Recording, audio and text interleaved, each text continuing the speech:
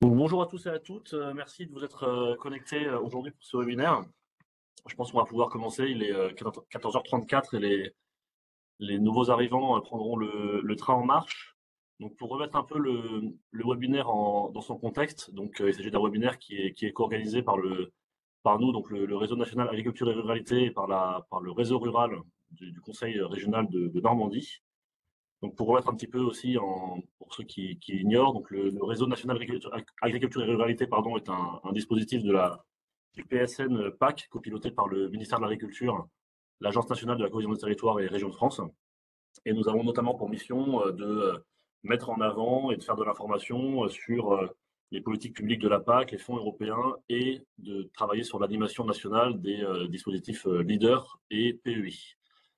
Ce webinaire sera plutôt sur la partie leader, puisque nous allons présenter la petite conserverie, donc un projet leader, un projet entre autres leader en Normandie, va pouvoir présenter son cursus pour la réalisation de son projet, sachant que donc ce projet a été auréolé et lauréat d'un prix de cette année, donc enfin, de fin 2024, un prix qui a été remis à Bruxelles par la Commission européenne et qui donne qui met en avant des projets de toute l'Union européenne dans le cadre de Leader.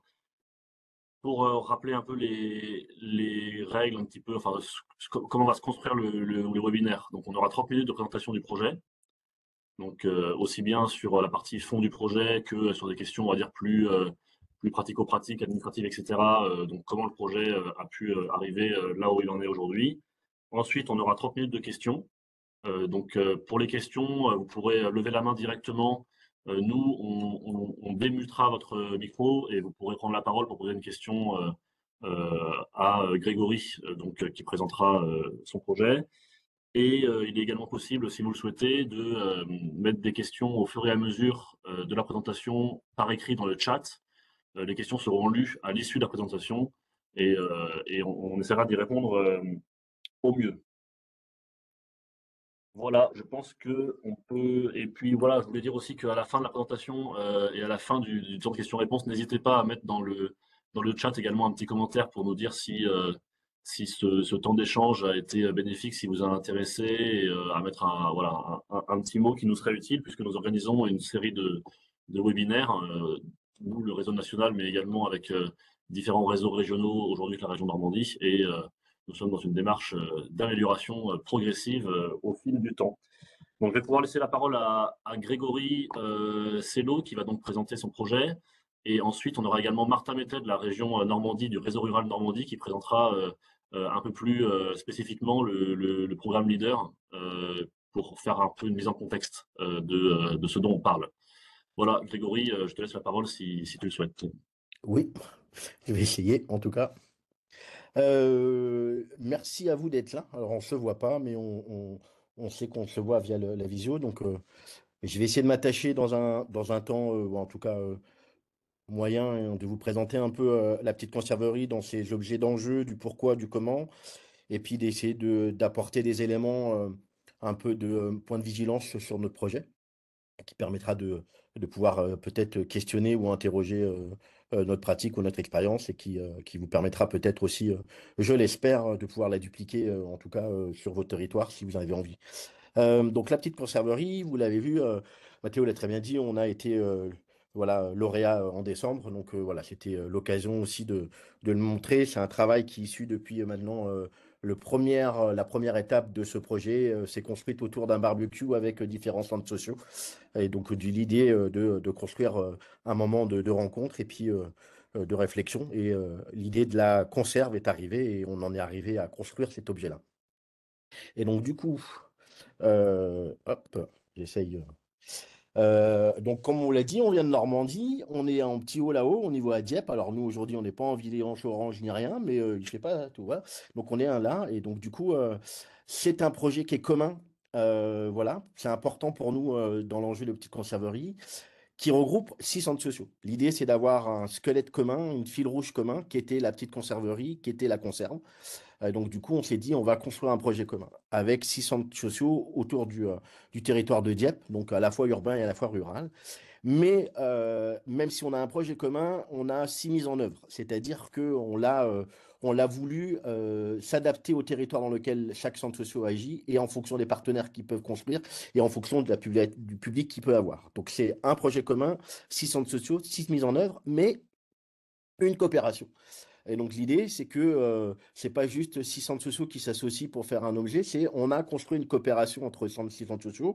L'idée de la coopération, c'est de travailler de façon transversale avec un chef de file qui a été, posé sous cadre de convention, sous cadre de coopération et ça permet, de en tout cas, d'imaginer quelque chose, autour d'un projet et la notion de coopération va au-delà de la notion de partenariat. C'est-à-dire qu'on vient, on coopère, on soutient, on truc, on va chercher des financements, on va construire des choses ensemble. Donc c'était quelque chose d'important pour nous sur le territoire. Et ce qui a permis aussi le côté innovant dans cette façon, c'est le travail coopératif de centres sociaux autour d'un projet commun, mais avec mise en œuvre différente sur chacun des territoires. Et donc, du coup, ce qui s'est passé, et donc, du coup, c'est que dans nos centres sociaux, on a toujours un des cœurs des centres sociaux, c'est la question de la cuisine. Et on a tous des ateliers cuisine. Et donc, nous, on est parti de cette idée d'atelier cuisine et de se dire, qu'est-ce qui se passe autour de la cuisine? Qu'est-ce qu'on peut y travailler? Comment on peut y aller? Qu'est-ce qui s'y travaille? Et donc, du coup, le fait d'avoir des motivations communes autour de la cuisine, autour du lien, autour du fait qu'on peut échanger des pratiques, mais aussi du matériel, mais aussi parce qu'on a des collaborations et on partage des choses, mais on a des expérimentations différentes. Et donc, du coup, là, donc cette idée-là nous a permis d'aller construire les choses. À la fois, on souhaitait travailler sur cette question de transmission des savoirs. L'idée étant, c'est qu'on a des publics qui sont fragilisés, qui sont, en tout cas, qui subissent des précarités sociales, économiques, etc. Mais ils ont savoir, d'abord parce qu'ils ont une expérience, et puis voilà, donc comment on peut travailler ça aussi dans nos ateliers. Donc cette idée-là, elle faisait partie de ça. Et donc du coup, comme nous, on est des cultivateurs du lien social, on s'est dit, quel est le bon moyen pour un Français, normand de principe, à Dieppe en plus, c'est autour qui aime bien manger, où on a des ateliers de cuisine, et donc on est arrivé à cette idée-là. Et du coup, qu'est-ce qui en est ressorti de cette construction-là? Voilà, et ben c'est cet objet-là. Donc je vais vous lancer, et ça va vous montrer, ça va vous donner un peu l'éclairage qui est posé. Donc l'idée de cultiver du lien, on en a sorti ça.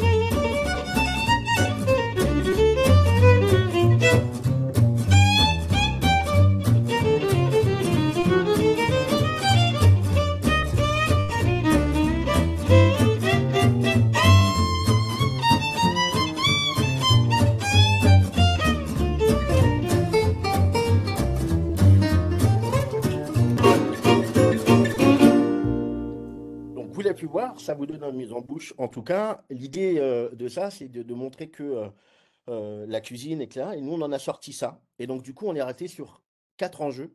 Un enjeu autour de l'alimentation. Alors, dans toutes les formes. L'enjeu pour nous de la petite conserverie, c'est de travailler l'alimentation, soit la question de la précarité, soit la question de la santé, soit la question de la saisonnalité, etc. Soit les pratiques qu'on peut avoir alimentaires, etc. Donc, il y avait cet objet-là qui était important.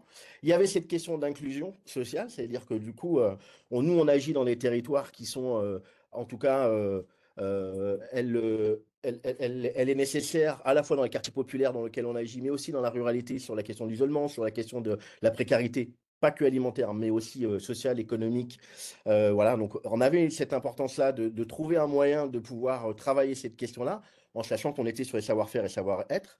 Donc, on a cette notion de reconnaissance avec un S, c'est-à-dire toutes les habilités et les agilités sociales que peuvent avoir les gens. C'est les savoirs informels, les trucs non formels qui nous permettent de valoriser, reconnaître un individu dans la société et non pas que parce qu'il travaille, parce qu'il est maman, parce il est papa ou parce qu'il est pêcheur, etc. Mais c'est toutes les formes de reconnaissance. Donc on a ces trois enjeux-là, mais il y a aussi l'autre enjeu, cette relation entre le rural et l'urbain qui était aussi important pour nous, d'où cette camionnette, d'où cette mobilité qui fait qu'on va à la fois dans l'urbain, à la fois dans le rural, à la fois on va dans le champ, à la fois on va sur la place publique, à la fois on va dans le marché, à la fois on va chez le paysan ou chez l'agriculteur. Donc on a les quatre enjeux qui ont été portés, en tout cas pour la petite contrée, c'est ces quatre items-là.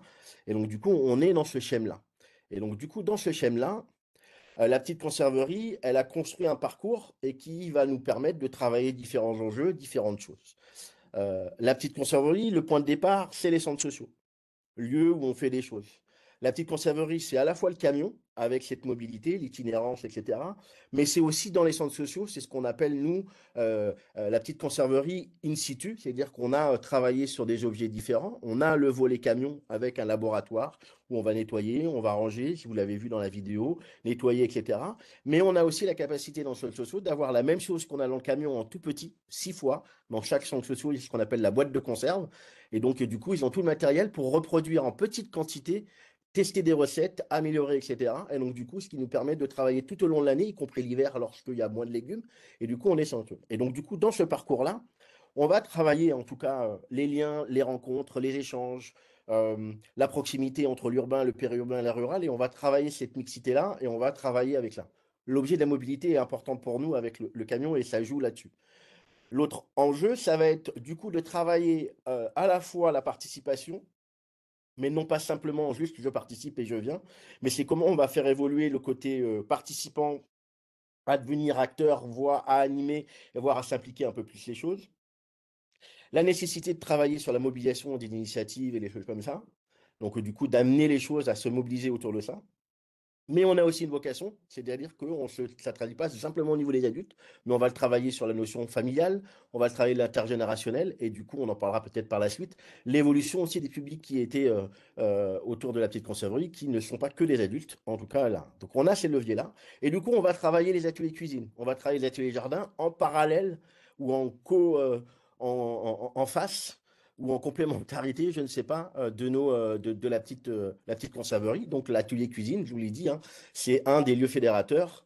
Dis-moi ce que tu manges, je te dirai qui tu es. Et donc voilà, on est dans cet objet-là, hein. On est aussi avec le lien avec la terre, avec la ruralité. C'est bah voilà, il y a des légumes, ils n'arrivent pas directement dans le magasin, etc. Non, il y a des choses qui se passent en termes de saisonnalité. Donc on travaille cet objet-là.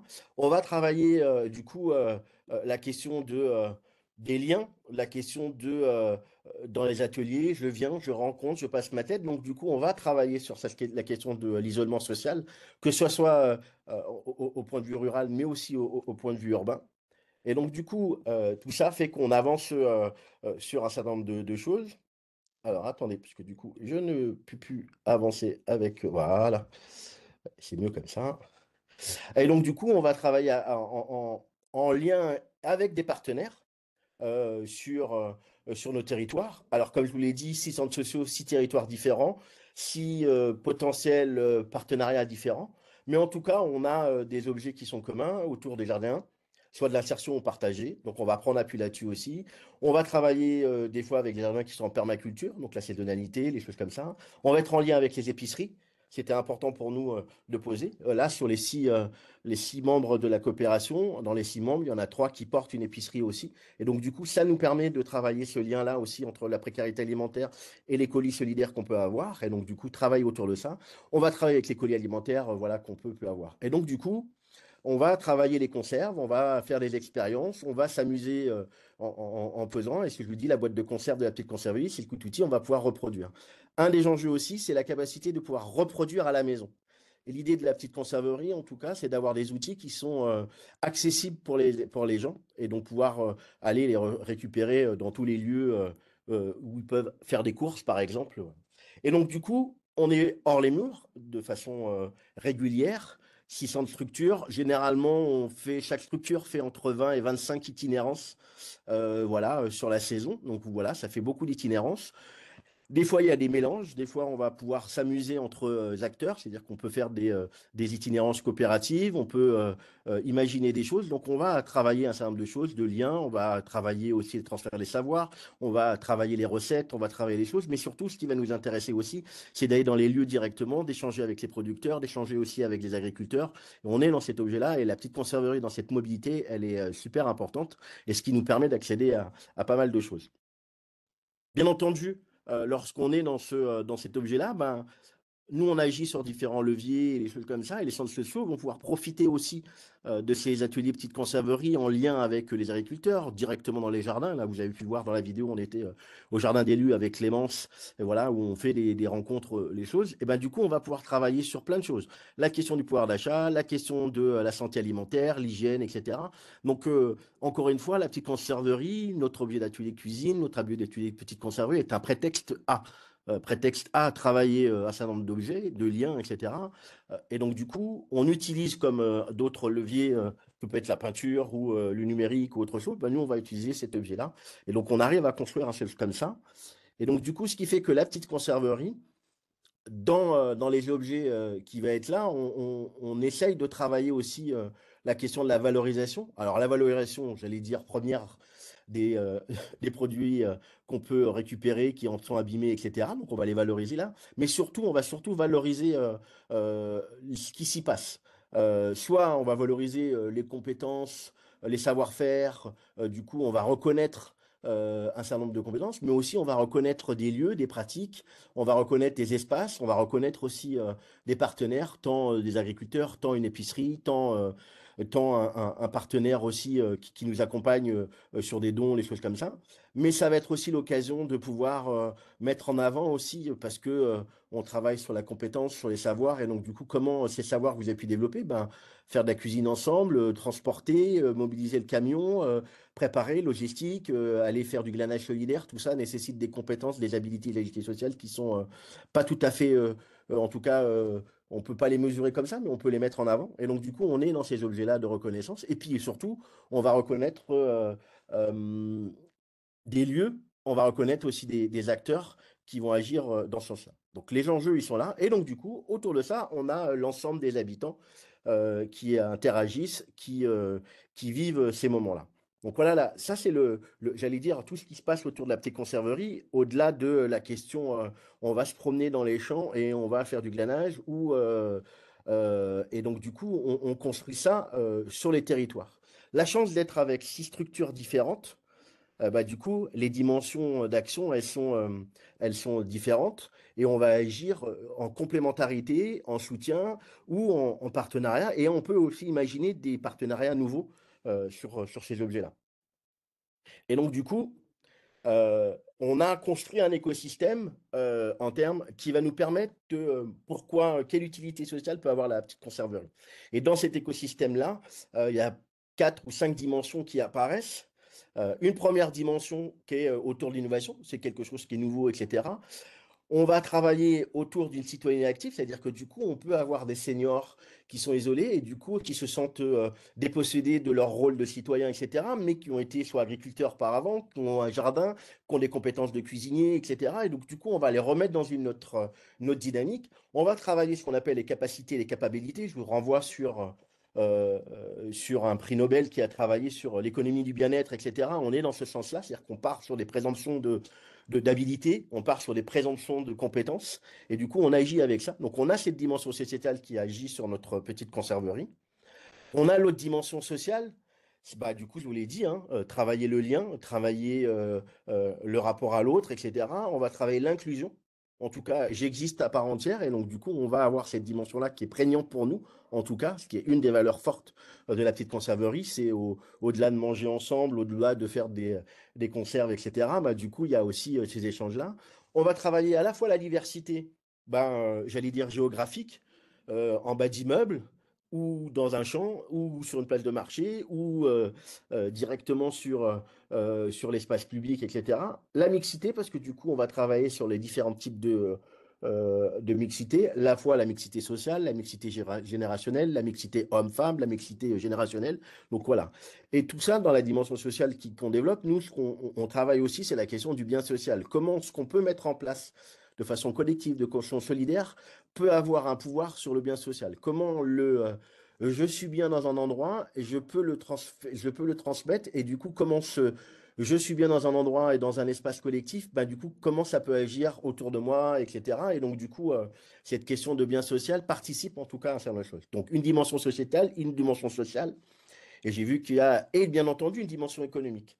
En gros, nous, on se dit que si on investit dans du temps au travail de lutte contre la précarité alimentaire, de lutte contre la précarité de santé ou culturelle, etc., et ben du coup, comment nos actions petites conserveries, au travers des ateliers cuisine, mais au travers d'autres, le fait de faire du glanage solidaire, le fait d'aller se promener, d'aller dans des champs et discuter avec des agriculteurs sur qu'est-ce qui passe comme écosystème, qu'est-ce qui s'y passe en termes de lieu de vie, etc., pour les animaux, etc., comment ça participe tout ça à son bien-être, etc. Et donc, du coup, comment nos actions qui peuvent investir en termes d'espace, de temps, etc., comment ça peut bénéficier à la société? Bah, ça peut bénéficier parce que tout, peut-être qu'ils sont moins malades, peut-être qu'ils sont mieux dans la tête, donc plus simple. Donc, du coup, comment on essaye de traduire ça en termes de pouvoir d'achat, c'est-à-dire ben, le fait de faire des conserves et de repartir avec des conserves, ben, du coup, qu'est-ce que ça a fait comme effet au quotidien, y compris lorsqu'on travaille avec des agriculteurs qui nous donnent sous forme de dons ou sur lequel on travaille avec eux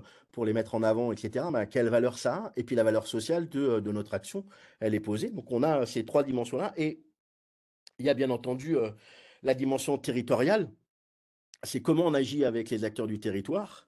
Le fait, nous, d'être accompagnés et soutenus dans un cadre programme leader, ben, du coup, ça nous a permis, en tout cas, d'accéder à un réseau, d'accéder à des espaces là, et du coup, de mixer des territoires, et surtout de montrer que localement, on peut faire des choses simples, mais efficaces. En tout cas, nous, c'est ce qu'on pense. Deux, ça nous permet de travailler une animation sociale de territoire, adaptée, avec des spécificités, en lien avec les habitants, avec les familles et les partenaires qui sont pour nous, en l'occurrence, bah, les agriculteurs ou les épiceries ou les magasins de proximité.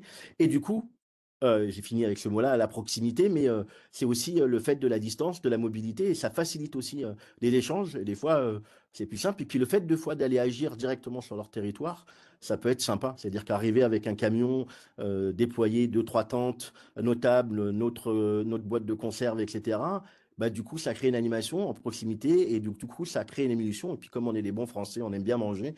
Généralement, lorsqu'il y a de la nourriture qui apparaît, il y a des choses qui se passent. Voilà. Et la dernière dimension, qui est la dimension environnementale. L'idée autour de ça, c'est même si on fait des concerts là, bah, il y a le circuit court, c'est-à-dire qu'on est en proximité. On essaie de travailler avec les agriculteurs locaux, des producteurs locaux, ou en tout cas, on essaye d'être en proximité avec ça. Deux, on est, lorsqu'on travaille avec des jardins partagés, etc., on va réfléchir du coup à la saisonnalité, on va réfléchir à l'écosystème qui est présent sur l'endroit où on fait le jardin, on fait les choses en lien avec ça. Et donc, du coup, on va pouvoir imaginer des choses, voilà, y compris dans nos actions de cuisine, mais on va travailler aussi des choses. Et puis, on va travailler la prévention. Ben, la prévention en termes de santé, la prévention en termes de produits, de saisonnalité, la prévention en termes d'hygiène. Lorsqu'on fait des conserves, ben, il y a des process qu'il faut respecter. Et donc, du coup, ces dimensions-là, elles sont importantes pour nous parce que elles sont, en tout cas, elles sont nécessaires là. Elles vont valoriser un certain nombre de choses sur l'engagement lorsqu'on est dans un centre social, la valorisation de l'engagement, etc. Elles vont être dans ces transmissions ou en tout cas des compétences, la transmission, bah, moi je sais faire ça, de comment je peux agir. Ça va être, lorsqu'on parle du territoire, le maillage territorial, la coopération, cette mobilité inversée que nous on défend au point des centres sociaux, c'est-à-dire que avant de venir chez nous, il faut qu'on se rencontre. Et le meilleur endroit de se rencontrer, c'est d'être invité dans leur lieu de vie, dans leur lieu de pratique. Et donc, du coup, comprendre comment les légumes poussent, comment les agriculteurs travaillent, bah, du coup, on peut s'inviter et on peut travailler. Et l'intérêt, c'est de pouvoir après inviter un agriculteur, un cuisinier, etc., venir dans notre atelier, faire avec nous. C'est ce qui se passe. Et donc, du coup, on est dans cette petit écosystème-là intérieur. Voilà, on est plutôt dans les choses-là. Bien entendu que lorsqu'on est sur l'environnement, on va aussi, je vous l'ai dit, hein, les pratiques, etc., mais on va promouvoir un certain nombre de choses, promouvoir autour de l'alimentation, lutter contre la précarité alimentaire, on va essayer de travailler aussi sur la valorisation des produits, etc., mais aussi la valorisation d'initiatives locales sur les jardins partagés, etc. Donc voilà, on est plutôt là-dessus. Et bien entendu, sur la dimension sociale, la réduction de l'isolement, la question de l'inclusion, mais pas que au niveau alimentaire, etc., mais c'est va de là au-delà. Donc voilà, on est dans ce grand écosystème qui est posé et qui est construit autour de la petite conserverie, comme quoi, à partir d'une petite camionnette qui se promène et qui va faire des légumes, il y a plein de choses qui s'y passent, et c'est peut-être pour ça qu'on a eu le prix, et on en est ravis d'ailleurs. Euh, et bien entendu, lorsqu'on agit, il y a plein de choses qui se passent dans cet environnement-là, en tout cas, petite conserverie, fonctionnement et les choses. Bah, du coup, nous, on va travailler ce qu'on appelle l'intermédiation sociale, c'est-à-dire que comment des acteurs différents, etc., vont pouvoir travailler une forme de médiation sociale. On n'est pas dans la médiation sociale du type résoudre des conflits, etc. On est dans la médiation sociale, c'est comment ce qu'on est en train de mettre comme objet médian, comme objet tiers, comment ça participe à travailler la relation sociale, etc. Et du coup, l'intermédiation, c'est-à-dire que du coup, on va mélanger des types de médiation. Voilà, on travaille la médiation culturelle, la médiation autour de l'alimentation, la médiation autour de la santé. Et donc, du coup, c'est comment toute cette intervention participe. Et comme on est aussi dans cette partie, voilà, on a structuré en interne aussi une forme d'ingénierie de formation continue. C'est-à-dire qu'à la fois, les équipes ont été formées dès en amont, dès 2018-2019, sur, mais de façon très forte, hein, 5 jours de formation autour de la conserve et tout ça. Donc, voilà. Et donc, du coup, ça nous a permis de mettre en place des permanents qui sont en capacité de diffuser un certain nombre de choses et de pouvoir mettre en place un certain nombre de formations, etc., sur à différents niveaux. Et donc, du coup, on a structuré aussi dans chaque structure, dans chaque rendez-vous, avec les rencontres des permanents qui agissent sur la petite conduire, des espaces, alors on va appeler ça formation, mais nous, je l'ai mis entre guillemets, mais c'est plutôt des espaces d'échange de pratiques, des prétextes A, et du coup, on agit là-dessus. Et donc, comme on agit là-dessus, bah, ça nous permet de démultiplier des lieux où on peut faire des choses. L'intérêt de la mobilité avec le camion. C'est-à-dire qu'un un gros camion qui est mutualisé et qui permet de démultiplier les lieux, etc., et qui peut permettre de faire des choses à différents moments, à différents endroits.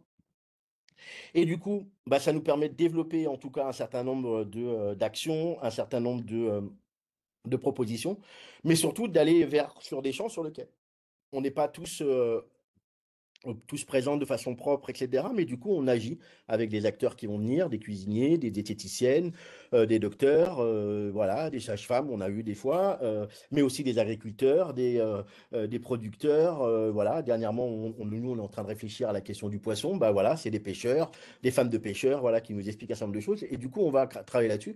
Et on a aussi des anciens. Et dans nos centres sociaux, on a beaucoup d'anciens en ce moment et que du coup, ils ont une expérience. Et certains, nous, on a l'expérience de cuisinier, mais aussi de jardin et qui faisaient des confitures, des conserves. Ils sont aussi dans cette question-là. Et donc, ça nous permet de travailler la question de l'isolement.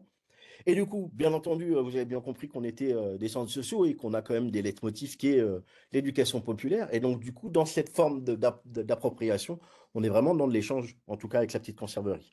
Et donc, du coup, bien entendu, la finalité, l'objet final, c'est l'émancipation, l'inclusion, et que nous, au travers de la petite conserverie, on a vocation à aller là-dedans.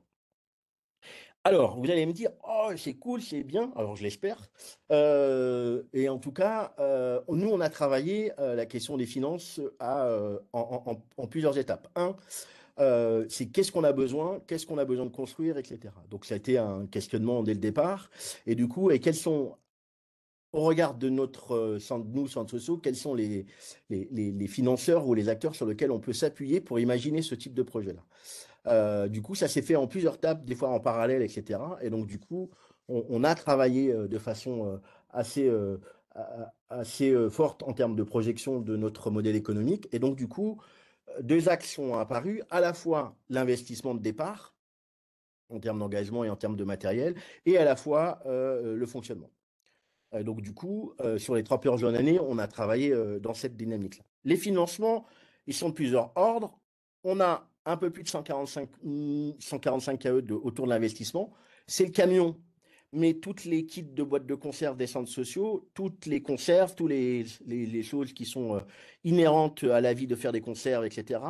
Tous les objets de vocation à pouvoir être autonomes lorsqu'on se déplace, c'est-à-dire que le camion, il est autonome. Soit on a un accès, une prise de marché, on peut se brancher une prise électrique de 220 volts, etc. Ou sinon, on utilise notre générateur. Donc, il y a aussi cette mobilité-là. Donc, ça veut dire, ben, on a des dômes. Voilà, on a deux dômes de 25 mètres carrés qui nous permettent de faire la cuisine dehors, etc., mais à l'intérieur du camion aussi, etc. Et donc, du coup, les investissements ont été travaillés sur 4 entrées, voilà, avec des actions différentes.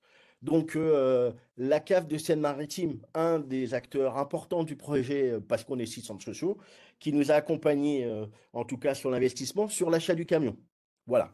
Le camion, il était aux alentours de 87 000 euros et des poussières, donc on a eu quasiment la totalité via la cave de Seine-Maritime.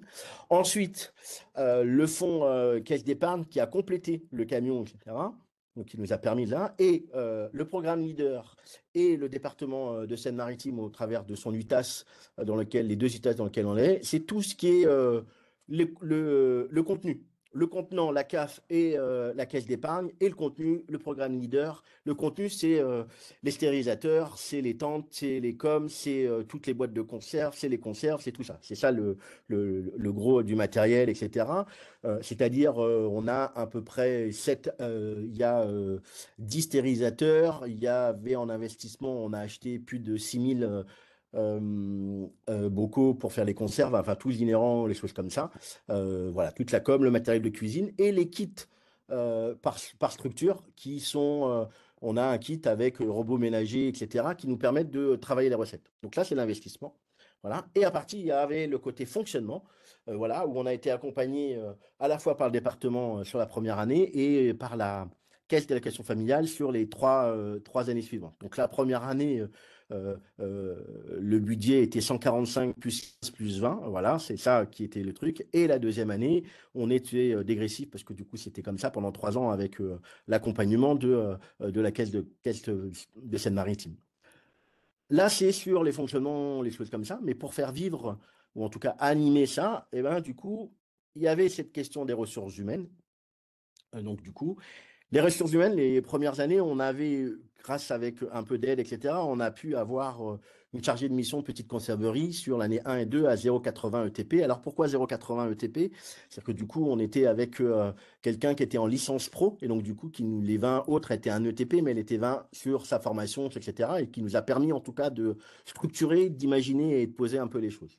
Et à côté de ça, dans chaque structure, on avait l'équivalent de 0,1 ETP qui était dédié, voilà, en termes de valorisation à la petite conserverie et sur l'année 1 et sur l'année 2. Après, les problématiques de financement sont arrivées. On pourra parler après dans les points de vigilance sur les choses qui sont arrivées. Voilà, sur les ressources humaines, un peu les choses. Est-ce que j'avance, Martin, ou non, t'es pas pris en charge par le leader. Le leader a participé au contenu du matériel, en fait. C'était un choix qu'on avait fait, le truc, parce que du coup, ça nous évitait de problématiques. On a plutôt travaillé là-dessus parce qu'on avait des financements qui étaient sur le fonctionnement. Voilà. Est-ce que Martha, tu veux juste faire un lien leader ou t'attends la fin de la présentation? On peut le faire maintenant si tu veux. Ok. Bah, du coup, on se repartage et je reviendrai après. Ça me permettra de boire un coup et de revenir après sur les points de vigilance. Ça te va? Oui, oui, très bien. J'arrête moi de mon côté et tu reprends la main. Donc, de mon côté, je suis Martha Mété, je suis en charge de l'animation du réseau rural à la région Normandie. Et je voulais juste vous dire un petit mot sur Leader. Je pense qu'il y a certains participants, certaines participantes qui connaissent bien, voire très bien déjà le dispositif, mais voilà, c'était pour l'expliquer aux personnes qui découvriraient aussi ce programme-là. Donc nous aussi, comme l'a dit Mathéo en entrée, à la fois le réseau national et nous, les réseaux ruraux, on est aussi très en lien avec ces programmes européens. Et donc Leader, c'est le programme européen dédié au développement rural. Ça existe depuis 1991. Et quand on dit développement rural, on parle de la vie des zones rurales de manière très transversale. Donc vous le verrez aussi avec les différentes thématiques. Donc c'est ce que l'Europe appelle le développement local par les acteurs locaux. Donc qu'est-ce que ça veut dire? Ça veut dire que on parle un autre acronyme de groupe d'action locale. C'est l'acronyme qui vient tout de suite quand on parle de leader. Et qu'est-ce que c'est ce GAL ou groupe d'action locale? C'est un petit morceau de territoire, donc la taille est variable en France. Là, c'est le territoire du Pays d'Auge en Normandie qui a servi de, de modèle. Donc c'est un territoire qui ne correspond pas forcément à des limites administratives existantes par ailleurs, mais donc c'est une coopération déjà à cette échelle-là. C'est aussi un comité local, donc une coopération d'acteurs aussi sur ce territoire, des acteurs publics, donc des élus locaux, mais aussi des personnes de la société civile qui sont majoritaires dans ce comité local. Donc, et c'est ce partenariat qui va définir en fait les orientations qui vont être prises à partir de l'enveloppe de fonds européens qui est allouée à ce territoire. Et enfin, et vraiment c'est crucial, c'est une équipe leader, donc c'est des personnes en charge de l'animation, de la gestion du programme sur place. Et ces personnes-là, bah, c'est le point d'entrée justement quand on veut faire un projet leader. Donc, au-delà du financement, c'est vraiment important de le souligner que bah, Leader, c'est surtout aussi une dynamique locale qui est portée par ce partenariat public-privé, par cette coopération territoriale et au service d'une stratégie locale, donc en fait des axes thématiques que la localité a souhaité développer sur plusieurs années et qui correspondent à ces problématiques. Donc, au travers de ça, bah, ça travaille aussi la coopération, l'expérimentation, l'innovation sociale et territoriale pour soutenir en fait des solutions, des projets qui vont répondre aux enjeux et aux problématiques des territoires ruraux. Donc, vous avez vu à quel point la petite conserverie, c'est déjà en soi vraiment un partenariat qui est vraiment riche et développé, et ça s'insère aussi ce partenariat local leader. Donc très concrètement, eh ben, Leader, ça peut soutenir une très grande diversité de projets puisque chaque territoire s'empare de cette dynamique-là en fonction de ses problématiques. Donc là, c'est juste quelques petits exemples en fait de ce qui a pu être soutenu en Normandie. Donc ça peut être voilà un espace naturel, une valorisation de marais, un festival itinérant dans des villages, une ressourcerie portée par une structure d'insertion, des locaux dédiés au tourisme et du coup au tourisme de nature, une épicerie locale qui travaille avec les producteurs locaux dans un centre-bourg, ou voilà une valorisation des métiers de l'artisanat dans une localité. Donc on va dire que pour nous, on voit des petits projets ruraux innovants. Les subventions en moyenne, en tout cas en Normandie, mais c'est assez proche de la moyenne nationale, ça a été de 33 000 euros sur la période précédente. Donc voilà, c'est une dimension assez modeste. Alors, c'est pas le maximum, hein, il peut y avoir beaucoup plus, mais c'est pour vous donner une idée. Et puis enfin, je veux pas être trop longue parce que c'est vraiment pas le cœur du propos du webinaire.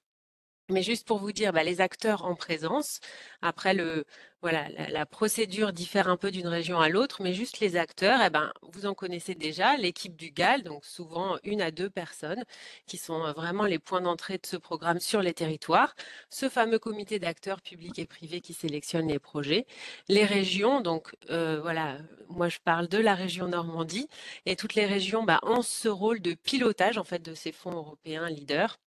Et voilà, selon les régions aussi, de l'instruction réglementaire de ces dossiers-là. Et puis on anime, voilà, comme moi aussi, les réseaux régionaux qui ont aussi vocation eh ben, à communiquer sur ces initiatives et puis à créer des espaces d'échange pour les acteurs des territoires ruraux.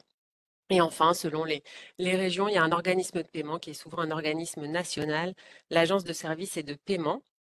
Juste pour terminer, si ça vous intéresse d'en savoir plus sur le programme Leader et voilà et que vous voulez profiter de ce webinaire pour ça, du coup la principale clé d'entrée, ça va être une clé d'entrée territoriale. Donc je vous invite juste à mettre bah, par exemple le nom de votre commune ou de votre communauté de communes et le département entre parenthèses dans le chat et surtout votre adresse mail. Et comme ça, on reviendra vers vous en fait par mail à la fin du webinaire pour vous indiquer les contacts sur votre territoire. Grégory, je te repasse la parole pour conclure sur les petites Conclure, je sais pas, mais en tout recommandations. cas, continuez, continuez la présentation. Il reste pas beaucoup de slides. Hop. Ah, donc, on était sur les ressources humaines. Donc, on va accélérer là. Donc, je vous disais que, en tout cas, ce que vient de dire Martha sur le programme Leader, pour nous, ça a été hyper important dans notre projet la relation avec le GAL sur le territoire à plein de niveaux. Dans un premier temps, dans la construction, en tout cas des modalités, parce qu'on avait, nous, au Centre Sociaux, on a l'habitude de travailler avec d'autres types de financeurs, etc. Et du coup, l'Europe, c'était pas le premier levier, en tout cas financier, que nous, on a sur nos territoires. À la fois parce que du coup, nos trésoreries, elles sont un peu faibles pour aller accéder à des programmes européens qui demandent un peu de trésorerie. Et du coup, il y a aussi une particularité sur la durée du dossier et les complexités qu'ils peuvent avoir. Voilà. Alors, les dossiers sont pas compliqués en soi, mais il y a une complexité en tout cas de là. Et on a été, en tout cas dans le côté dans le côté finance, le travail entre le programme leader qui a rapidement, lorsqu'on a présenté le projet, alors l'idée c'est qu'on présente le projet à un programme de territoire. Il y a un groupe, euh, en tout cas des membres du groupe de programmateurs qui apportent un regard et qui donnent une note, etc. Et nous, je sais qu'on avait une très bonne note. Et du coup, cet avis-là d'acteurs différents là, nous a permis de déclencher, en tout cas, un certain nombre de choses, déclencher un regard avec la Fondation Caisse d'Épargne, parce qu'eux aussi, on est cette proximité-là. Ça nous a permis de travailler aussi avec la CAF et le département à différents niveaux. C'est-à-dire que du coup, on a pu, avec ce regard-là du programmateur européen, du programme leader, nous a permis d'appuyer en tout cas notre démarche de présentation.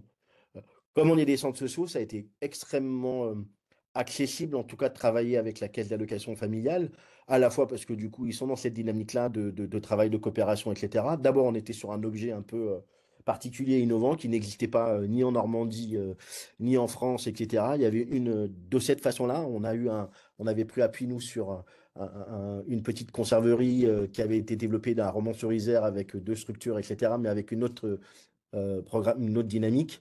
Donc voilà, le fait de déclencher avec le Prime Leader, et donc ça c'est le premier coup sur l'accompagnement et le suivi du dossier financier, etc. Et puis après, dans le cadre de la reconnaissance, de la valorisation, le fait d'être soutenu et d'accompagner là-dessus pour aller présenter le projet, etc., nous a permis clairement de pouvoir aller vers ce programme, en tout cas de concours ARIA, etc., qui a une super visibilité et une grande plus-value pour nous.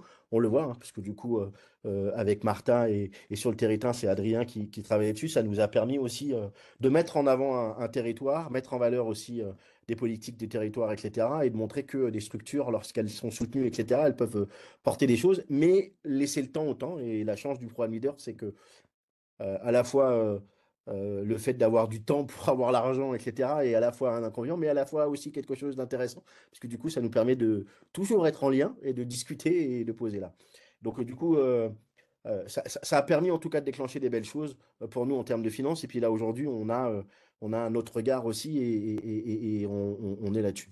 Donc voilà les ressources humaines et puis la partie finance. Et moi, je voulais terminer avec sur deux, trois trucs. Un, sur les points de vigilance de notre projet à la fois, c'est super bien, c'est sur le truc là, donc voilà. Cependant, il y a des points de vigilance. Nous, on le voit, on a travaillé là-dessus. Un des points de vigilance sur lequel nous, des points de vigilance sur lesquels on a travaillé, c'est les points de vigilance ou question du partenariat. C'est comment on construit le partenariat avec la communauté autour du monde agricole, autour du monde rural, etc., qui est pas simple. À la fois parce qu'il y a des attentes, parce que du coup, on s'aperçoit qu'on a quand même quelques agriculteurs nous, sur le territoire qui sont aussi dans l'isolement. Et donc, du coup, ils sont ravis qu'on puisse ouvrir. Et donc, du coup, des fois, on est sursollicité et on n'est pas en capacité d'y répondre. C'est-à-dire qu'une des problématiques, c'est comment on travaille ce partenariat, non pas pour faire que des trucs. La question du co-acteur, c'est un point de vigilance, parce qu'on a fait le choix, nous, d'être dans une coopération. Et donc, du coup, ça veut dire qu'on construit ensemble les choses. Et donc, ça veut dire qu'on a fait un choix de la concertation, un choix du consensus, un choix de prendre le temps dans les prises de décision par moment. Et donc, du coup, ça nécessite une vigilance dans l'animation. À la fois, on est six structures, six projets différents, stratégiques, projets sociaux, etc. Mais en même temps, on s'est retrouvé sur un projet commun. Et c'est comment, voilà. Et puis, les équipes qu'on peut-être, voilà, c'est pas simple de travailler ensemble, six structures différentes, les temps, les tout là. La question de point de vigilance, c'est la question de l'économie. Nous, on l'a vu. C'est-à-dire que même si on avait travaillé un modèle économique à 3 ans, ça a été pas simple dans la période où on arrivait de fin de 3 ans, parce qu'on est tombé dans la période de 22-23, et c'est pas simple dans cette période-là où récession, etc. Et donc, ça n'a pas été très simple de travailler, ce qui nous a modifié notre modèle économique, c'est-à-dire que du coup, on n'a pas pu nous maintenir une chargée de mission, donc du coup, qui aujourd'hui nous manque. Euh, et donc, du coup, on construit en tout cas cette question-là, et c'est là. Le point de vigilance, c'est la visibilité et la lisibilité. La visibilité de notre action, euh, et donc du coup, c'est comment on a rendre visible cet objet-là, de façon à être attentif à rendre la valeur ajoutée de ce projet-là auprès des acteurs qui sont les agriculteurs, les producteurs, les épiceries, etc. Et en même temps, il faut être visible, mais en fait, il faut être visible sur notre action. J'entends par le sens où des fois, on n'est pas des concurrents. C'est-à-dire que nous, on ne vend pas. En tout cas, dans notre projet, on ne vend pas les conserves, etc. Donc, on n'est pas en monde concurrentiel. Les choses, on est là pour ton appui. On va travailler avec des objets. On va peut-être mettre en valeur des choses. Donc, il faut qu'on soit lisible sur notre projet, sur cette question-là. Et donc, l'autre point de vigilance qui est la reconnaissance, les reconnaissances.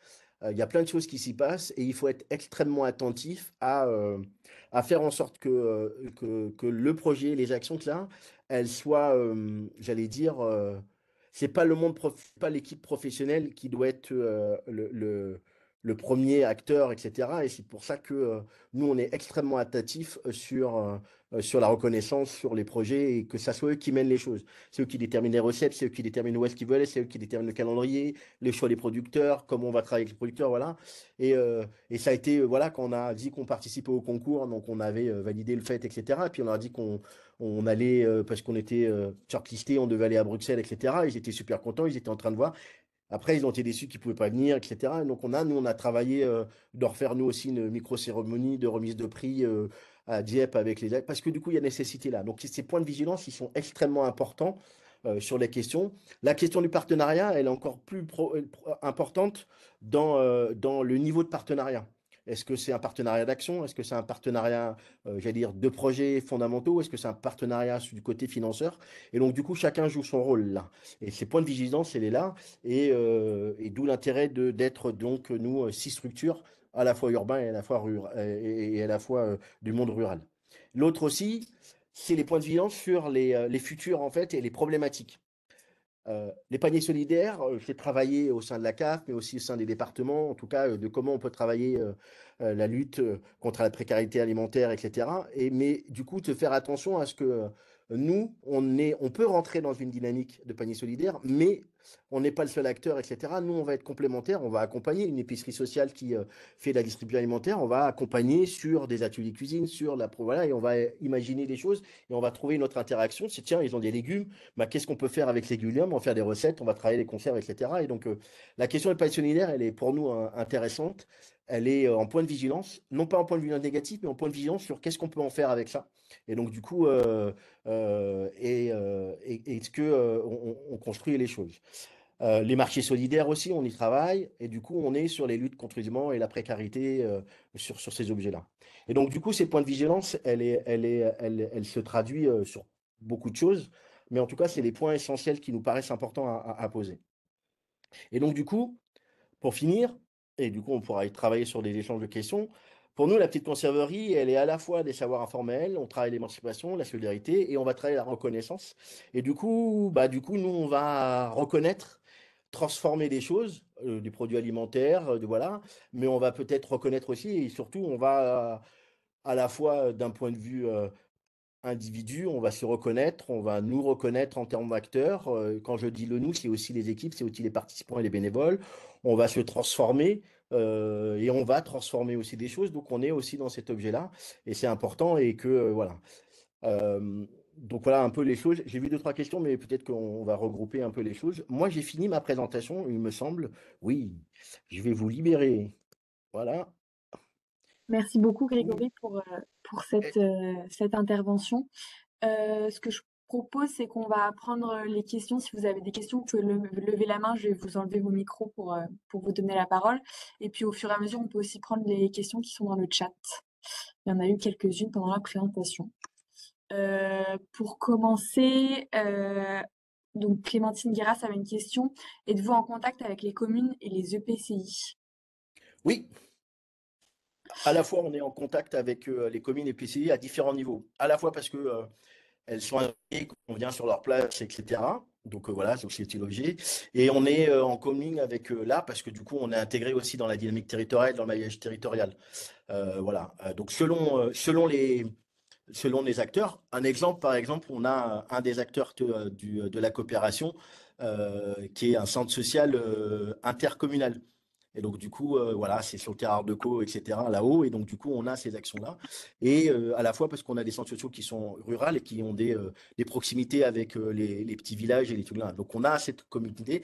Et ça fait partie des objets sur lesquels les centres sociaux agissent, en fait. C'est-à-dire que des fois, lorsqu'on fait des animations, on travaille avec les choses. Et que ça fait partie des questions qu'on est en train de se poser là aujourd'hui sur notre modèle économique.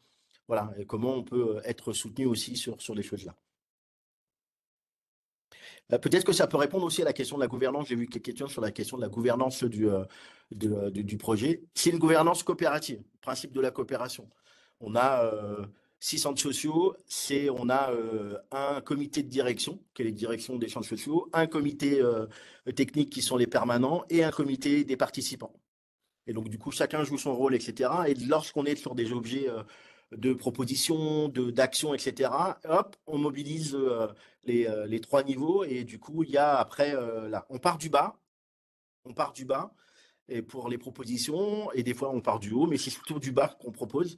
Et des fois, on a là. Je vous donne un exemple. On a été sollicité là par Martha pour participer à un moment fort, un temps fort là, je vais me tromper peut-être Martha, Féno, voilà, quelque chose qui a lieu en octobre. C'est ça. Bah, du coup, là, on est en train d'échanger avec nos participants, avec nos équipes, avec les participants, savoir est-ce que vous avez envie d'y aller, comment vous voulez y aller. Donc, on est dans cette question-là. Un autre exemple, on a fait un point technique la dernière fois. Voilà, qu'est-ce qu'on a besoin? Et c'est plutôt les participants qui vont nous poser qui vont nous donner, voilà, on a besoin de ça. Et nous, professionnels, direction de terrain, on essaie de trouver les outils pour pouvoir répondre à leurs demandes, en fait. Mais les grosses décisions, c'est fait en gouvernance collégiale par un consensus. Voilà, il y a une convention de coopération. On s'engage pour 3 ans. Voilà, il n'y a pas d'engagement financier ensemble. On trouve les moyens pour financer, pour pas qu'on point de vue financier. Et si on ne trouve pas, on répartit après, on divise par 6 le montant qu'on a des charges qu'on a. Et on a, en termes de gouvernance et en termes d'engagement, c'est chaque structure met à disposition un minimum 0,1 ETP. J'espère avoir répondu à ça. Merci beaucoup. Il y avait Marion Guénette, si vous voulez prendre la parole pour poser votre question, je vois que vous avez la main levée. Oui, merci. J'ai remis mon son. Merci en tout cas Grégory pour cette présentation très très intéressante. Moi, je suis animatrice du programme Leader pour un groupe d'action locale donc dans le département de l'Eure. Je représente notamment une collectivité, donc l'Interco Normandie Sud-Eure, sur laquelle on a 3 espaces de vie sociaux et un centre social qui portent déjà un projet nommé Équilibre autour de la nutrition. C'est quel centre Qui social? inclut celui de Verneuil, Ok. d'Abréditon, Ok. La Ruche, le Silo. Donc ils sont en réunion justement pour ce projet Équilibre cet après-midi, donc ils auraient bien voulu participer à la présentation de cet après-midi, mais si vous en êtes d'accord, j'aimerais beaucoup peut-être organiser un temps de rencontre collectif avec les acteurs chez vous, Oui. parce qu'il y a plein de thématiques qui entrent en résonance forcément, et on n'est pas loin de Bernay où il y a une conserverie légumerie en insertion aussi sur ce territoire, donc beaucoup de choses font sens. J'avais 2 petites questions. Vous avez parlé plutôt de l'aspect accès aux open badges pour les bénéficiaires de la petite conserverie. Est-ce qu'il y avait aussi une dimension formation, montée en compétence des animateurs, éducateurs, sur de la formation, sur de la précarité alimentaire par exemple, ou des choses comme ça? Ça m'intéressait d'avoir un peu le volet formation à destination des professionnels qui animent le projet. Et puis le deuxième sujet, mais vous avez commencé un petit peu à en parler, c'était surtout sur l'animation, mais sur le temps de coordination. Est-ce que vous jouez un peu ce rôle sur cet aspect de coordination pour les 6 structures, ou est-ce que la coordination elle est répartie sur chacune, elle aussi en coopération et répartie sur les 6 structures. Voilà, j'avais ces 2 éléments-là qui m'intéressaient. Pour lesquels je m'intéressais d'avoir des petits compléments d'information. Mais en tout cas, merci pour la présentation et les infographies qui sont super claires et pertinentes. Merci. l'aspect formation fait partie de l'objet dès le départ. On le voit encore aujourd'hui. Par exemple, on essaye de travailler, nous, une évolution de la petite conserverie et de l'élargir. On est en train de travailler avec le GALPA autour de la question de la pêche et des poissons, etc. Nous, ça a été le premier axe de travail qu'on a fait. Et lorsqu'on avait échangé avec la CAF, ils ont eu du mal la première année à comprendre qu'on n'avait pas tout de suite le camion. Le camion est arrivé quelques mois après. Je vous explique, on a eu des financements, etc. On a d'abord dans nos équipes envoyé les permanents qui étaient référents sur la petite conserverie, qui allait être référence moderne, en formation, ensemble. C'était une volonté forte, ensemble, d'abord de reconstruire un groupe autour de la mathématique, aller se confronter à un objectif de formation un peu complexe, etc. Et du coup, revenir avec et dis-vous du tiens, ben, ça, il faut faire attention, ça qu'il faut, etc. Donc, on a cet aspect formation qui est posé.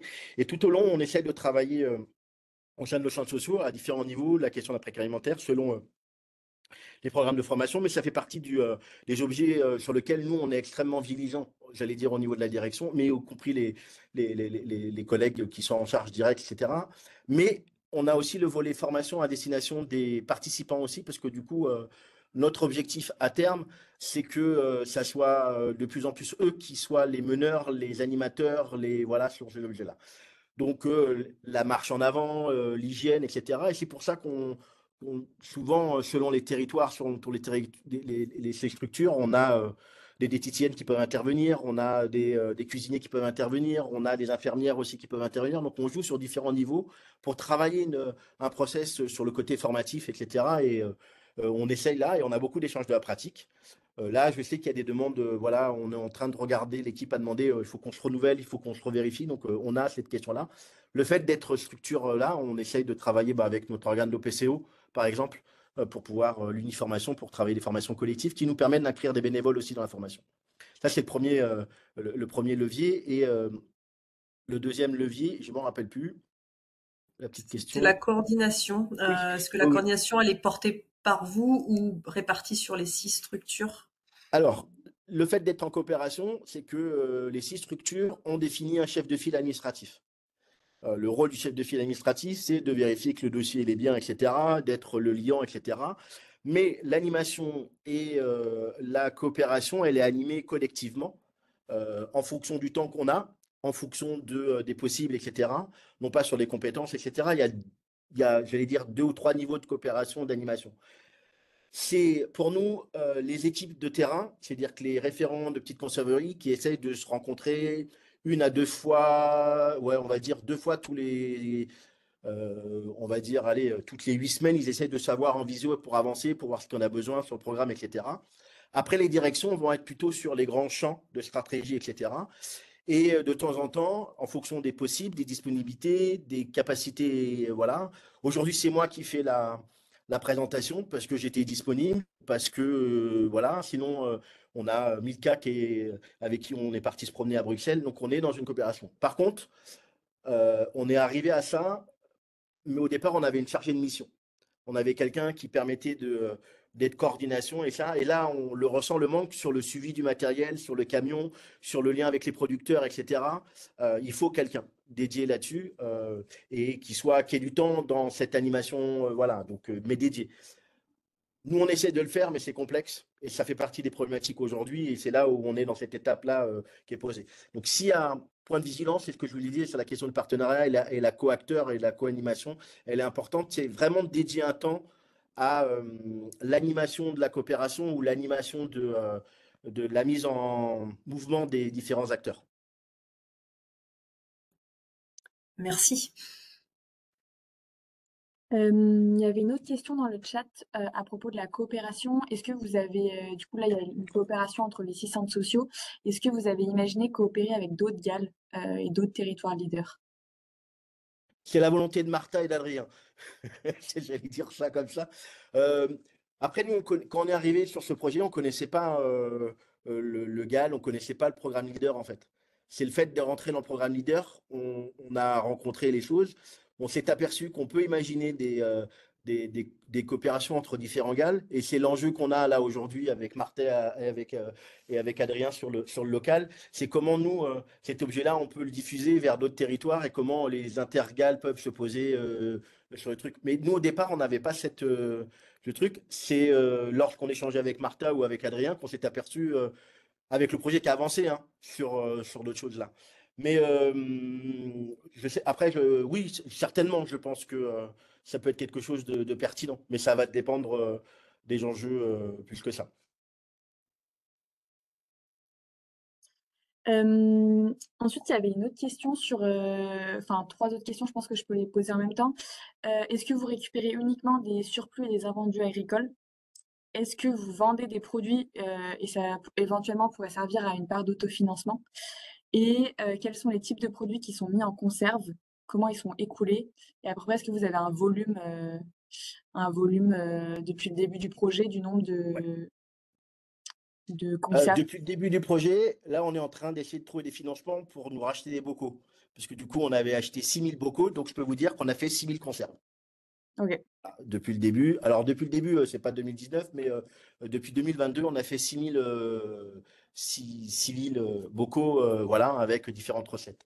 On a essentiellement, nous, axé nos actions autour de légumes et fruits, la formation, etc., parce que tout ce qui est protéines, etc., est complexe en termes de schèmes et processus, et ça demandait des complications. Surtout que nous, on a fait le choix de travailler sur du matériel accessible, c'est-à-dire qu'on n'a pas des autoclaves professionnels, etc. On est sur des choses qu'on peut trouver à Leclerc, à Auchan, à Aldi, voilà, le parfait, les choses comme ça. On a une volonté forte, on a construit la formation avec l'organisme de formation, on leur a dit, on était sur ce champ-là, etc. Et voilà, et donc on a travaillé des recettes adaptées. Nous, on a voulu travailler vraiment la reproductibilité. C'est-à-dire que la capacité à ce que les familles puissent le faire à la maison avec des produits, voilà, des autocuiseurs, etc. Nous, l'intérêt, c'est qu'on a des, euh, des stérilisateurs qui peuvent soit 7 ou soit 24, etc. Donc voilà, et là. Mais c'est des objets simples qu'on peut trouver. L'idée, c'est aussi de travailler, en tout cas, la proximité, les choses. Et donc, du coup, le fait de travailler là-dessus, on a, on a plusieurs entrées sur la question des denrées. C'est-à-dire que nous, on achète peu de denrées. Vraiment, on en achète très peu. Voilà, c'est vraiment des choses parce que c'est compliqué à trouver, etc. Parce que on va peut-être à travailler sur des objets un peu spécifiques pour travailler l'acidité ou la basique, etc. Mais seulement, c'est soit on a des dons de producteurs et d'agriculteurs qui nous disent, voilà, j'ai une surproduction, etc. Donc voilà, ou des agriculteurs et des producteurs qui nous donnent, ça fait partie de leur production, des choses comme ça. Soit on passe via les copains des épiceries sociales et solidaires qui bénéficient via la banque alimentaire des produits et souvent beaucoup de bénéficiaires des fois refusent certains légumes, etc. Donc on les récupère et on travaille dessus. Voilà, on est sur ces 3 objets-là. Voilà comment nous on récupère et comment on agit avec les choses là. Et bien entendu, on est sur la saisonnalité. Et l'autre aspect, c'est qu'on a aussi nos jardins. Donc, on a les jardins permaculture, etc. Et donc, du coup, on a aussi, ce que je vous disais tout à l'heure, des seniors qui ont des grands jardins et qui ils sont dans la même dynamique que quand ils avaient 5 ou 6 enfants à la maison. Donc, ils continuent à cultiver autant d'haricots verts, etc. Et donc, on joue là-dessus aussi pour travailler les choses. Donc, on est sur ces trucs parce que, plutôt fruits et légumes, parce que en termes de process, en termes de traçabilité, c'est plus simple et il y a moins de risques sur la question des protéines, etc. Et c'est complexe en termes de protéines à gérer. J'espère que j'ai répondu à. Et il n'y a pas de vente, donc Non, pardon. Et oui, et merci les gens Martha. rapportent les bocaux dans les 6 C'est mois ça. après, hein. C'est ça, c'est Merci. leur Voilà. engagement. C'est ça. L'idée, c'est que nous, on n'est pas sur la vente, etc. D'abord parce que l'autofinancement, ça veut dire derrière complications en termes de traçabilité, de risque, trop de risques. Là, l'idée de faire des ateliers cuisine, les gens qui viennent faire des ateliers petites conserveries repartent avec les bocaux. Donc, du coup, c'est pour ça qu'on est très en échange avec eux, parce que souvent, par exemple, on a des familles, ils me disent, moi, le gros bocaux là, de 750 ml de soupe, ça fait trop, il faudrait un truc. Donc, on a des différents types de bocaux, et donc, du coup, ils construisent aussi des conserves qui sont adaptées à leur famille et les choses. Le seul échange qu'on a, c'est que le travail qu'on a, c'est qu'on travaille avec des bocaux le parfait. Alors, pourquoi le parfait? Parce que c'est les plus résistants, et qu'ils ont une durée de vie plus importante, et que, comme ils sont cool, le parfait, ils nous font des prix aussi. Donc voilà, donc c'est aussi intéressant là-dessus. Et du coup, on est dans du troc. En gros, le seul engagement, c'est qu'ils partent des fois avec 3 ou 4 bocaux. Et voilà, le seul truc, c'est qu'en échange, soit ils reviennent avec les mêmes, ou soit ils nous en offrent d'autres. Et du coup, ça nous permet d'avoir un cycle de travail, etc. Mais il faut qu'on renouvelle. Et là, je sais que, par exemple, on a travaillé, il y a deux centres sociaux qui ont travaillé, deux coopérants là, qui ont travaillé sur la question des conserves de légumes et des fruits et légumes pour les tout petits. Donc, on a travaillé avec des bocaux de 250 millilitres. Donc voilà, et donc on est sur les logés ou avec des seniors qui adorent les soupes, etc. Mais des fois, 750 millilitres de soupe, ça fait beaucoup pour eux, donc ils travaillent sur des petits volumes. Donc on est vraiment dans cet objet-là et on ne vend pas. Par contre, on fait découvrir. C'est-à-dire que lorsqu'il y a des repas, etc., ben, la petite conserverie, les ateliers vont travailler des tapenades, etc. Ils vont mettre en valeur leur travail, etc. Et on est sur eux. Et du coup, lorsqu'on sollicite des dons, c'est les agriculteurs qui nous filent des alimentaires, etc. Ou soit on leur demande, au lieu de nous, voilà, on leur demande des dons j'allais dire, de bocaux neufs. Voilà. Et c'est aussi efficace et ça marche aussi bien. Puis on aime bien que la puissance publique soit bien présente des actions comme ça, en fait. Donc, du coup, c'est important lorsqu'on est sur le travail de la lutte sur la précarité alimentaire, l'isolement social, à la fois urbain mais rural. On aime bien que la puissance publique soit présente dans ces actions-là, en fait. C'est leur rôle aussi de temps en temps. Merci beaucoup. On a un petit peu dépassé, mais je vois qu'il y a encore une main levée. Donc, si Solène ou Bouzélok, vous voulez prendre votre question. Oui, oui, merci beaucoup. Merci pour cette description qui est très inspirante et qui fait énormément écho à ce que je vais aussi, ce dont je vais vous parler, ce que je vais vous présenter. Donc moi, je suis responsable de projet pour l'association Goût du jour, qui existe donc en termes physiques en Bretagne sur 3 antennes. Moi, j'appartiens à l'antenne de Brest et du coup, voilà, je parle un peu au nom aussi de mes collègues aujourd'hui, mais donc nous, on travaille autour d'un projet qui est de lutter contre la précarité alimentaire. Donc au sein, nous, notre cœur d'activité, c'est vraiment les ateliers cuisine et on travaille en partenariat avec des structures sociales. Et du coup, on a le souhait, on travaille sur le développement d'un projet qui s'appelle Appétit, donc qui est en fait, l'idée de cuisiner à partir d'un vendu agricole pour un petit groupe de 5 à 10 personnes, des personnes en précarité et en réinsertion. Et donc, on voudrait en fait que ces productions soient mises en bocaux. Donc, on a fait déjà 2 ateliers dans un endroit, en fait, dans un hall technologique d'une école d'ingénieurs qui nous a prêté ses locaux pour pouvoir utiliser leur autoclave. On a aussi une formation d'une journée, mais justement, moi, les questions, c'est justement tout ce qui est autour de ce sujet de l'hygiène et la sécurité, parce qu'on se pose encore beaucoup de questions et du coup, j'aurais bien voulu en savoir un peu plus sur votre formation. Sur 5 jours, vous avez parlé de 5 jours. Et la deuxième question, évidemment, ça va être aussi sur le financement, parce que donc je voulais savoir quelles ont été concrètement les étapes de vos demandes de financement et voilà, parce que je crois avoir compris que vous avez pris contact d'abord, enfin au niveau du dossier, vous avez monté un dossier auprès des fonds leaders et ensuite que vous avez été mise en relation grâce à ça en fait avec la CAF. Voilà. Donc je pense vraiment que ce serait chouette aussi qu'on échange plus tard un peu, parce que vraiment il y a énormément de choses qui rejoignent ce que vous avez décrit dans notre projet. Donc voilà, en tout cas, déjà des grandes questions que je pose aujourd'hui, c'est ça. Juste, alors, comment, pour pas le tout là, il n'y a pas de souci pour les personnes, même après, si vous souhaitez échanger avec nous, nous, on vous file les dossiers, etc. Voilà, on est open source, voilà, on n'a pas de souci. La seule contrepartie qu'on demande, nous, c'est des sucettes choupa choup et des haribots, voilà, parce que du Ah, coup, ça on aime va, bien. on adore, Voilà, ok. on est plutôt là-dessus. Mais sur le reste, mais y compris dans l'heure, etc. Puis en plus, on a des copains qui sont dans l'heure là-bas et qui ont des centres sociaux. Et voilà, donc nous, c'est pas un souci. Puis dans l'heure, on peut se promener avec le camion. On peut aussi aller se promener avec le camion dans l'heure. En Bretagne, on pourra se rapprocher des copains, des petits débrouillards aussi qui travaillent Ouais, aussi sur les ça, choses. Voilà, donc c'est pas un super. souci sur le truc là. La formation, il y a très peu d'organismes de formation qui travaillent autour du métier de conserveur. Voilà, il se situe à Amiens en fait. C'est la seule formation qui existe. Elle est à Amiens. Donc, il faut juste que je retrouve le nom, etc. Juste pour te donner un indicateur, si tu es une structure associative, etc., tu passes par ton OPCO et tu fais une formation collective. C'est comme ça qu'on a financé notre programme de formation. L'intérêt de là, c'est qu'ils peuvent s'adapter. C'est-à-dire qu'on n'a pas fait 5 jours en continu, on a fait 3 plus 2. Voilà, Ok, 3 jours et là, après on est parti sur de la pratique comme tu as fait là et là, et après ils sont revenus et il y a eu un échange. Donc c'était là.